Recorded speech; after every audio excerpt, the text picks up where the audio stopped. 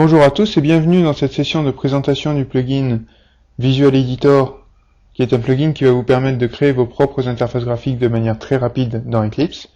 Nous allons donc tout d'abord voir la phase d'installation de ce plugin. Dans votre Eclipse, vous allez donc aller dans le menu Help, Software Update, Manage Configuration, qui va vous permettre de lister tous les plugins qui sont installés dans votre Eclipse, déployer alors l'arbre qui vous est proposé, et en dernière position, ici j'ai bien Visual Editor avec un numéro de version. Vous n'êtes pas obligé d'avoir la même version que moi, bien évidemment. Si jamais vous n'avez pas donc ce plugin là, il faut aller dans File and Install, sélectionner la deuxième option,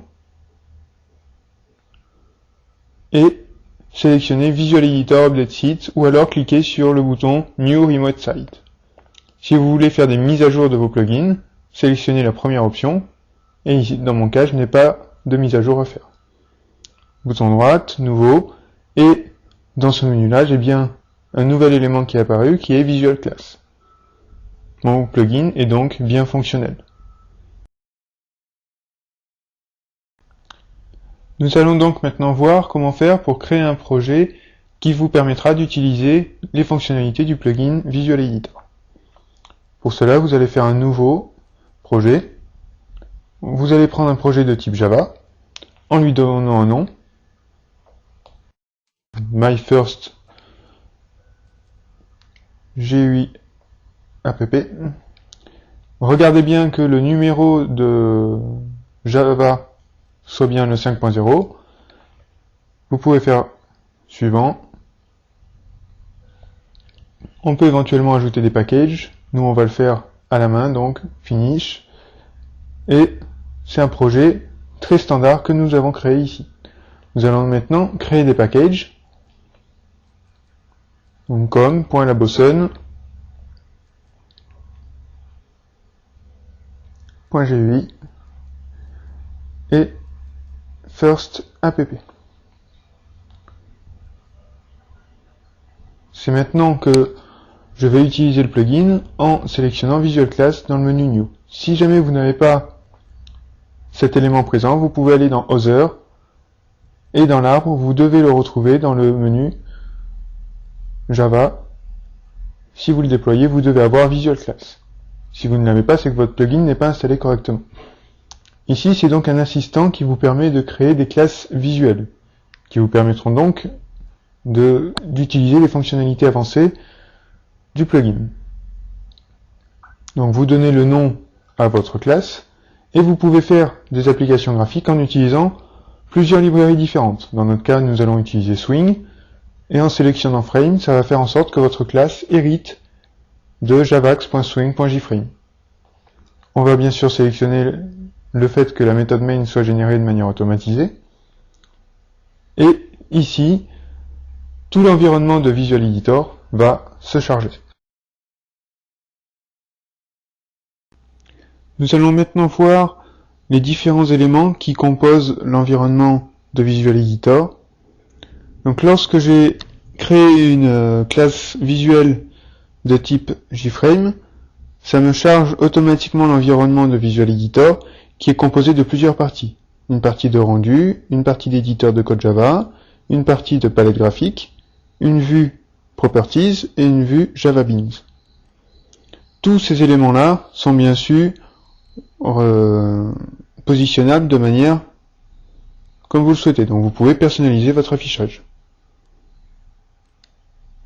Par exemple, la palette, vous pouvez la positionner à gauche ou à droite, vous pouvez redimensionner, et ainsi créer votre environnement comme vous le souhaitez. La palette se compose de plusieurs éléments différents, AWT Control qui seront assez peu utilisés, les menus que nous verrons un petit peu plus tard dans ce tutoriel, des conteneurs et des composants. Donc nous allons ici créer une petite application toute simple avec un JTextField, et lorsque je le sélectionne, comme vous pouvez le voir, je peux le positionner à plusieurs emplacements différents. C'est ce qu'on appelle dans une JFrame un border layout. Donc bien sûr, lorsque vous positionnez un composant, il faut le nommer avec votre propre convention. Dans le code, ça génère automatiquement les lignes spécifiées, et dans la fenêtre graphique de rendu, bien sûr, j'ai les différents éléments. Donc comme vous pouvez le voir ici, je peux le mettre au centre, à l'ouest, à l'est ou au sud, mais je ne peux pas le mettre au nord, puisque j'ai déjà un élément graphique qui est positionné ici. Donc dans le cas du JLabel, je vais le positionner au sud, en utilisant LBL name comme convention. Et pour finir, je vais mettre un bouton que je peux positionner uniquement au centre, à l'ouest ou à l'est. Je choisis de le mettre au centre et je l'appelle BTN Action par exemple. Mon bouton est bien créé de manière graphique, et ici vous pouvez voir que vous pouvez très bien prendre un composant pour le positionner dans un autre emplacement. Dans la vue JavaBean, à gauche, vous voyez que les éléments sont positionnés de manière hiérarchisée. Qui dit application graphique dit bien évidemment application événementielle. Nous allons donc voir comment Visual Editor vous permet d'ajouter des événements à vos applications. Pour cela, nous allons utiliser le menu en faisant un clic droit, Event, Action Performed. Dans le code, ça va automatiquement vous insérer l'instruction qui correspond à l'ajout d'un listener, avec la méthode Action Performed. Et c'est à l'intérieur de cette méthode-là que vous allez rentrer l'instruction que vous souhaitez spécifier. Par exemple, je vais faire en sorte ici que mon label, la propriété texte de mon label, soit CT avec ce que j'ai rentré dans mon JTextField. Pour cela, j'appelle la méthode getText et je l'utilise grâce au setText du label, et je vais pouvoir exécuter l'application. Pour exécuter une application, il y a deux choses à faire. Tout d'abord, il va falloir aller dans la propriété visible et la mettre à true pour la fenêtre, donc pour la JFrame, parce que par défaut, en Java, les fenêtres ne sont pas visualisables. Et la deuxième chose à faire va être la définition du default close operation. Il faut spécifier exit, validé par un entrée. Ça vous ajoute la méthode setDefaultCloseOperation pour spécifier qu'est-ce que vous allez faire lorsque vous cliquez sur la croix. Donc grâce au raccourci CTRL-O, vous pouvez ouvrir cette vue Output et aller directement dans une méthode, plutôt que de chercher dans votre code, c'est plus rapide. Et dans la méthode main, je vais créer une instance de ma classe, qui est myFrame. Donc new myFrame, je crée une instance anonyme. Je pourrais bien évidemment également la nommer. Et grâce au raccourci F3, ici, je peux suivre l'évolution du programme en allant directement dans la définition de la méthode. Donc ici, j'ai spécifié tout ce que j'avais à spécifier. Je vais pouvoir maintenant exécuter mon application en faisant runage Java application sur le fichier Java. Je vais rentrer un texte dans mon composant TextField. Donc le mythique Hello World. J'appuie maintenant sur le bouton auquel un listener, un événement est attaché, et on voit bien que le label a pris la valeur. Je vais maintenant vous faire une petite présentation sur la façon dont Visual Editor va vous aider dans l'utilisation des layouts pour vos applications graphiques.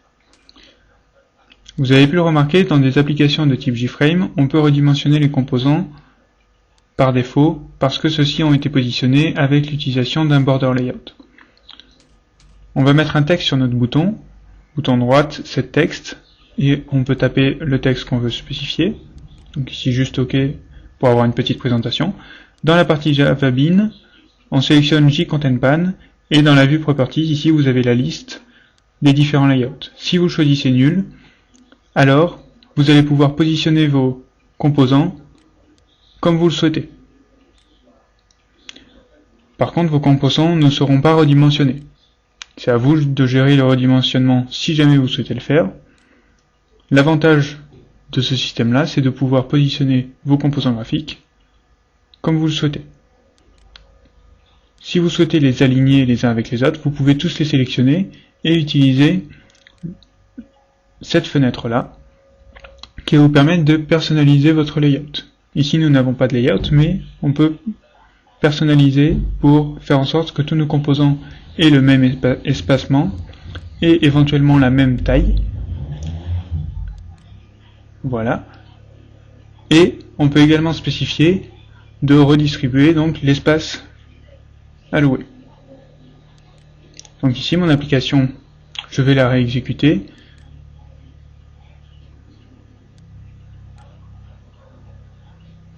Voilà, run Java application. Et au moment où je la réexécute, le positionnement a bien été fait comme je le souhaitais. Si maintenant j'essaye de rentrer un texte pour voir si le comportement n'a pas changé,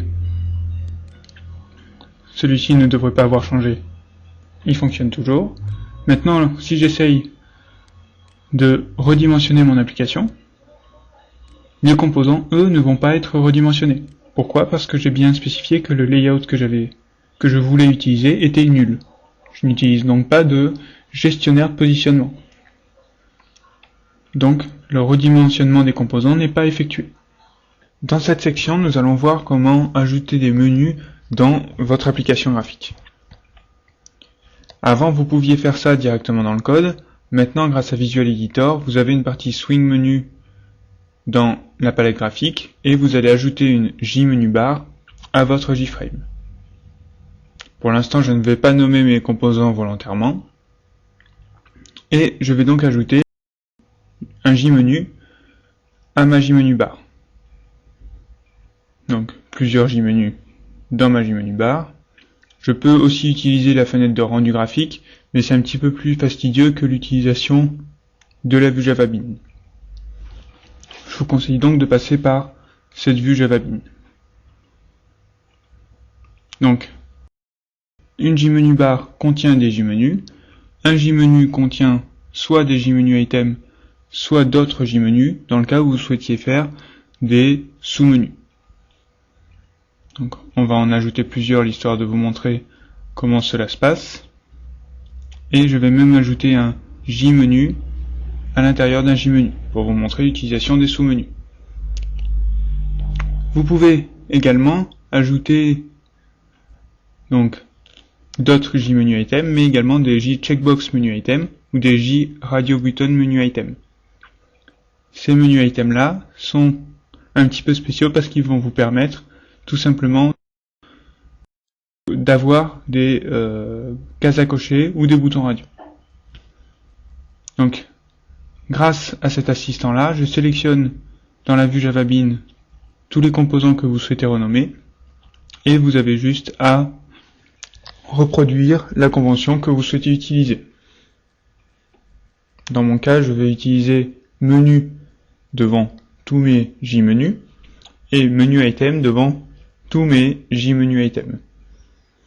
Donc je vous laisse le soin de reproduire ce petit exemple là.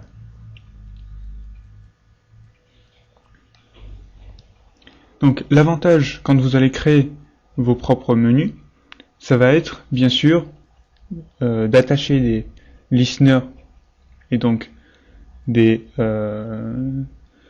événements sur vos boutons. Donc, vous le faites d'habitude sur les boutons d'une application graphique. Là, il va falloir le faire sur les menus items de vos menus.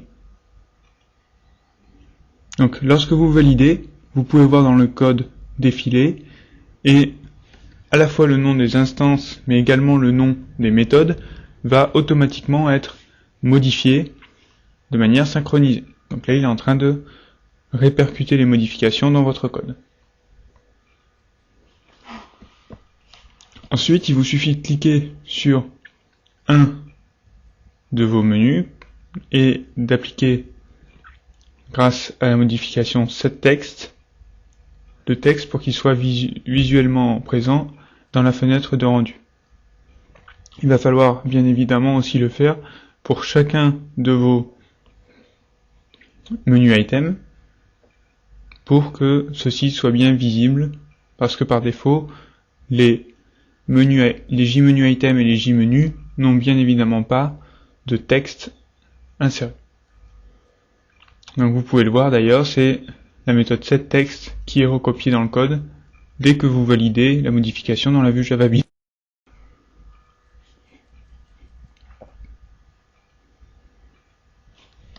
Voilà, dernière modification. Et je vais maintenant lancer l'application afin que vous puissiez voir le comportement du menu que nous venons de définir.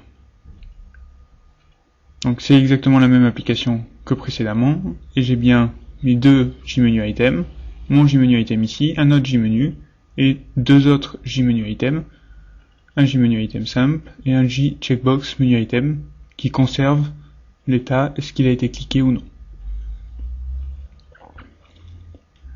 L'attrait maintenant, ça va être d'ajouter un listener, un événement, à l'un des JMenu items. Pour ce faire, vous utilisez bien évidemment le bouton droite dans la vue JavaBeans, et je vais faire en sorte que lorsqu'on clique sur le bouton fermé, ça ferme l'application. Je vais relancer l'application afin de voir les modifications. Si jamais je fais open, il n'y a pas d'action qui est effectuée. Si je fais close, ça ferme l'application. Si je vais voir dans console, le processus est bien terminé.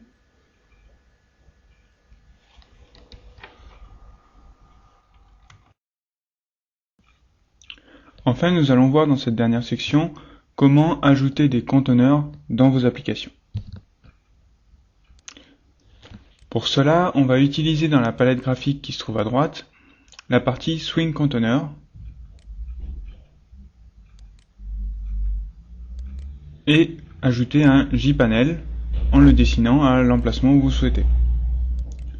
Pourquoi ajouter des conteneurs spécifiques? Parce que ça va vous permettre d'ajouter des composants dans ce conteneur-là. Ça vous permettra par exemple d'utiliser plusieurs layouts dans une même application. Sachant qu'un layout est attaché à un seul conteneur, vous allez pouvoir varier les layouts que vous utiliserez. Donc là j'ajoute un JLabel, un JTextArea et deux JBoutons. Je vais bien sûr mettre un texte à mes boutons pour qu'ils soient visibles. Et au niveau de mon JTextArea, il n'est pas visible. Pourquoi? Parce que je n'ai pas défini le nombre de lignes et de colonnes. Donc pour cela, je vais aller dans la vue JavaBeans, je vais sélectionner le JTextArea, et dans la vue Properties, je vais aller modifier le nombre de colonnes ainsi que le nombre de lignes. Donc là, en modifiant le nombre de colonnes, il apparaît déjà, et en modifiant le nombre de lignes, on a bien ici un JTextArea. Je vais maintenant lancer l'application l'histoire de vous montrer comment celle-ci se comporte.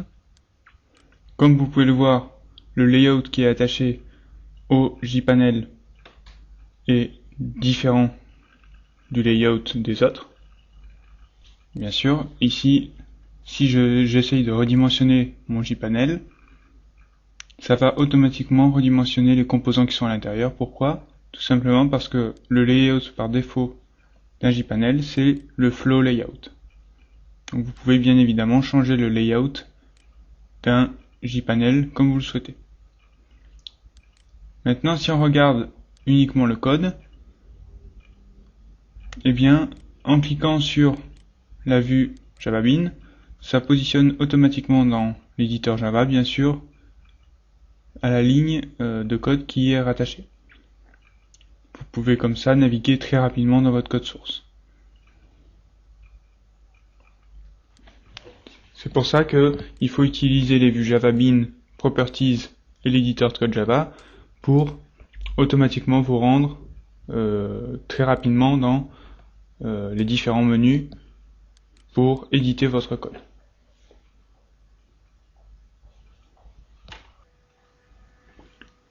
C'est la fin de ce petit tutoriel sur la présentation de Visual Editor. J'espère que celui-ci vous aidera dans vos projets et je vous remercie de votre attention.